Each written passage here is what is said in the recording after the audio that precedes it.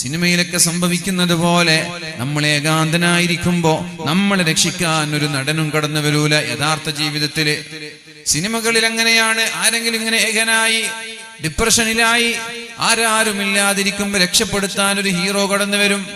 ഒരു പെണ്ണാണെങ്കിൽ ഒരു ആണുണ്ടാകും രക്ഷപ്പെടുത്താൻ, ഒരാണാണെങ്കിൽ ഒരു കാമുകി വരും രക്ഷപ്പെടുത്താൻ.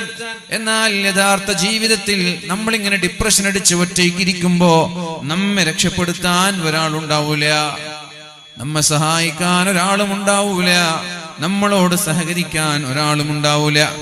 അതുകൊണ്ട് പ്രിയപ്പെട്ടവരെ, നമ്മൾ മറ്റുള്ള ആളുകളെ ആശ്രയിക്കാതെ മറ്റുള്ള ആളുകളെ സഹായിക്കുന്നവരാകാനാണ് നമ്മൾ ശ്രമിക്കേണ്ടത്.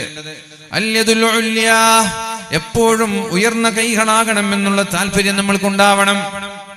അടക്കത്തോട്ടാണ് പണ്ട് മുതലേ നമ്മൾക്കുള്ളത്. ഉപ്പയിൽ നിന്ന് പാരമ്പര്യമായി കിട്ടിയതാണ്. പിന്നെ അത് തന്നെ മരിക്കുന്നത് വരെ അത് തന്നെ. വേറൊരു ബിസിനസിനെ കുറിച്ച് അവർ ചിന്തിച്ചിട്ടില്ല. ആ കിട്ടുന്ന പണം കൊണ്ട് കുടുംബം പോറ്റുന്നു. അതിൽ നിന്ന് മിച്ചമായത് ബാങ്കിൽ വെക്കുന്നു, അല്ലെങ്കിൽ അലമാരയിൽ വെക്കുന്നു. അതിനപ്പുറം മറ്റൊരു ബിസിനസിനെ കുറിച്ചോ ഇനിയും തോട്ടം വർദ്ധിപ്പിക്കുന്നതിനെ കുറിച്ചോ അയാൾ ചിന്തിച്ചിട്ടില്ല. ഇതൊക്കെ അലസന്മാരായ മടിയന്മാരായ ആളുകളുടെ അടയാളമാണ്. ഒരാളൊരു കച്ചവടം ചെയ്തൊരു സൂപ്പർ മാർക്കറ്റ്, നല്ല കച്ചവടമുണ്ട്, നല്ല ലാഭമുണ്ട് വർഷങ്ങളായി. രണ്ടാമതൊരു സ്ഥാപനത്തെ കുറിച്ച് അയാൾ ചിന്തിച്ചില്ലെങ്കിൽ അത് അയാളുടെ അലസതയുടെ അടയാളമാണ്.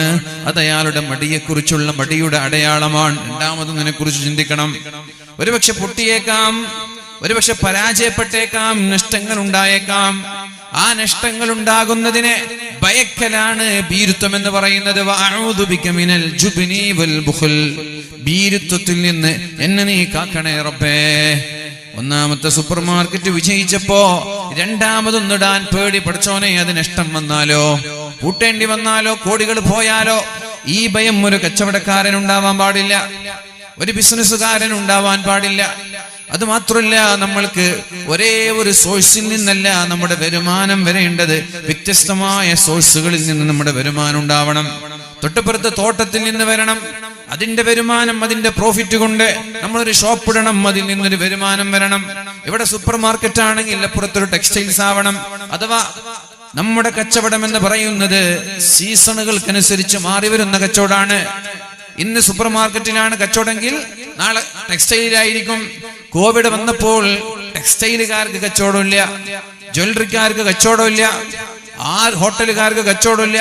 ആകെ കച്ചവടം ഉണ്ടായത് സൂപ്പർ മാർക്കറ്റുകാർക്കാണ് കോവിഡിന്റെ സമയത്ത് കച്ചവടം ഉണ്ടായത്.